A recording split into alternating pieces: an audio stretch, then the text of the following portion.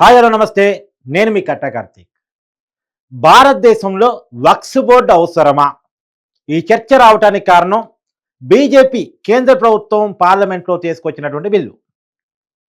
ఇవాళ వక్ఫ్ బోర్డు మీద అనేక సవరణలు ప్రతిపాదిస్తూ బిల్లు తీసుకొచ్చింది. ఆ బిల్లు మీద విపక్షాలుగా ఉన్నటువంటి కాంగ్రెస్ కానీ, కమ్యూనిస్టులు కానీ, ఇతర రీజనల్ పార్టీస్ కానీ అనేక అభ్యంతరాలు చెప్పడం ఫలితంగా ఇది పార్లమెంటరీ స్థాయి సంఘానికి బిల్లును పంపించడం జరిగింది. ఇప్పుడు ఆ స్థాయి సంఘంలో చర్చకు వచ్చిన తర్వాత ఆ చర్చలు అయిపోయిన తర్వాత మళ్ళా పార్లమెంట్లోకి బిల్లు రావడం జరుగుతుంది. పార్లమెంట్ కనుక ఆ బిల్లును ఆమోదిస్తే రాబోయే కాలంలో వక్ఫ్ బోర్డు ఎలా ఉంటుంది అనేటువంటి చూడాల్సి ఉంది. ఇప్పటికైతే బీజేపీ ప్రతిపాదన పెడతా ఉంది. ఖచ్చితంగా వక్ఫ్ బోర్డు యొక్క అధికారాలు లిమిటెడ్ చేయాలి. దాని మీద కలెక్టర్లకి అధికారాన్ని ఒప్పజెప్పాలి. తర్వాత మహిళలకి చోటు కల్పించాలి. ఏంది వక్ఫ్ బోర్డులు అంటే మైనార్టీలు, ముస్లింలకు సంబంధించినటువంటి బోర్డు అది. యాక్చువల్గా ముస్లింలకు సంబంధించినటువంటి వాళ్ళ కుటుంబాలు, రాజులు, రాజరికాలుగా వచ్చినటువంటి భూములకి పరిరక్షణకు సంబంధించినటువంటి బోర్డు. ఆ బోర్డు 1954లో భారతదేశంలో ఇండిపెండెన్స్ వచ్చిన తర్వాత అనేక చర్చల తర్వాత, అనేక మంది అభిప్రాయాల తర్వాత ముస్లిం సమాజానికి, అప్పటి రాజులకి, అప్పుడు సంస్థానాలకి ఉన్నటువంటి భూముల పరిరక్షణ కోసం ఏర్పాటు చేయడం జరిగింది. దాని తర్వాత అనేక సవరణలు చేశారు. 1995లో చేశారు, 2013లో చేశారు. యూపీఏ ప్రభుత్వం ఏర్పాటైన తర్వాత అనేక సవరణలు చేసింది. చేసిన తర్వాత చేసిన ప్రతిసారి కాంగ్రెస్ ప్రభుత్వం వక్ఫ్ బోర్డుకి విపరీతమైన అధికారాలు కేటాయించడం జరిగింది. వాళ్ళ మోనోపోలీ పెరిగింది.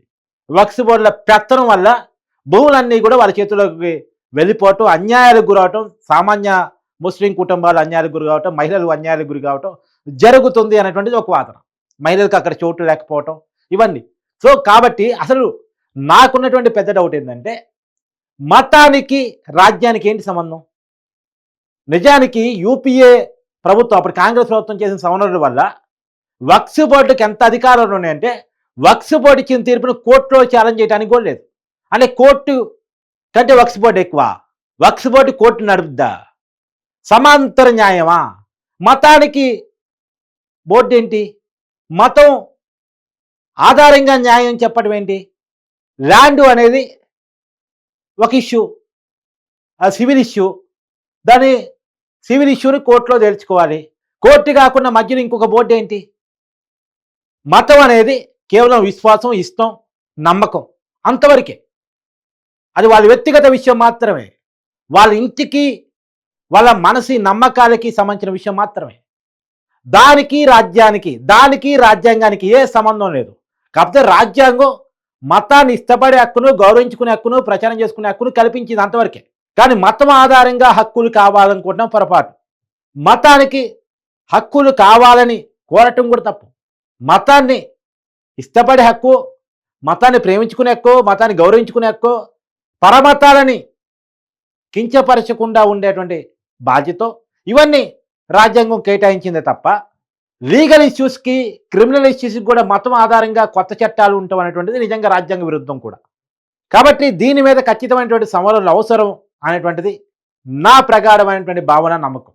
అంటే వక్ఫ్ బోర్డు ఒక రాజ్యాంగ శక్తిలాగా ముస్లిం సమాజానికి సంబంధించిన భూముల వ్యవహారాలు చూడటం అనేటువంటిది కరెక్ట్ కాదు.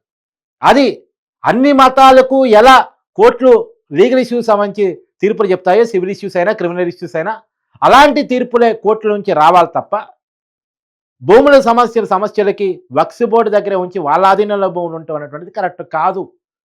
దాని మీద దేశవ్యాప్తంగా కూడా చర్చ జరగాల్సిన అవసరం ఉంది. అసలు ఈ దేశవ్యాప్తంగా 30 వక్ఫ్ బోర్డులు దగ్గర ఉన్నాయంట. స్టేట్ వక్ఫ్ బోర్డులు, సెంట్రల్ వక్ఫ్ బోర్డు ఇవన్నీ కలిపితే ఇవి ఒక రాజ్యాంగ శక్తిలాగా పనిచేస్తూ ఉన్నాయి. దీని మీద పెద్ద చర్చ జరగాలి దేశవ్యాప్తంగా కూడా. ఈ వక్ఫ్ బోర్డులు అవసరమా కాదా? దీని పరిధి ఎంతవరకు ఉండాలి? వీటి నియంత్రణ ఎక్కడ ఉండాలి? వీటన్నిటి మీద కూడా చర్చ జరగాల్సిన అవసరం అయితే ఉంది. ఆ మేరకు కేంద్ర ప్రభుత్వం పార్లమెంట్లో చట్టాన్ని కూడా తీసుకురావాల్సినటువంటి అవసరం ఉంది. ప్రతిపక్షాలు కూడా దీన్ని సహకరించాల్సిన అవసరం ఉంది. ఎందుకంటే మతాన్ని ఓట్ బ్యాంక్గా చూసే పరిస్థితులు ఏంటి?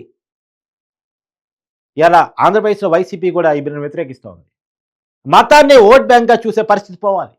మతం, కులం దాటి ప్రపంచం ముందుకెళ్ళిపోతుంది, అభివృద్ధిలో దూసుకెళ్ళిపోతుంది, టెక్నాలజీలో దూసుకెళ్ళిపోతుంది.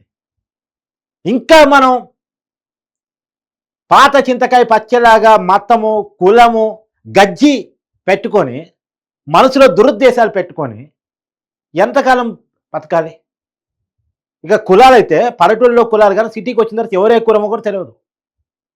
ఇంకా మళ్ళీ ఆ కల్చర్ తీసుకురావాలని చూస్తే ఎట్టా? అది కులమైనా మతమైనా ఆ భావాన్ని తగ్గించడానికి ఏ రకమైన ప్రయత్నాలు ఉన్నాయో ఆ రకమైన ప్రయత్నాల వైపు సమాజం ముందుకెళ్ళాలి, ప్రభుత్వాలు ముందుకెళ్ళాలి తప్ప ఆ భావాన్ని పెంచి పోషించే అవకాశాలున్న దేన్ని కూడా ఇప్పుడు వాళ్ళు అనొచ్చు కొద్దిగా హిందూ మత సంస్థానాలు కూడా కొన్ని ప్రత్యేకమైన అధికారాలు ఉన్నాయి, స్వయం ప్రతిపత్తి ఉంది అని చెప్పేసి. అంటే నిజంగా స్వయం ప్రతిపత్తి రాజ్యాంగ అధికారాలను తమ చేతిలో తీసుకునేంతగా ఉంటే మాత్రం వాటిని కూడా క్యాన్సిల్ చేయాల్సిందే.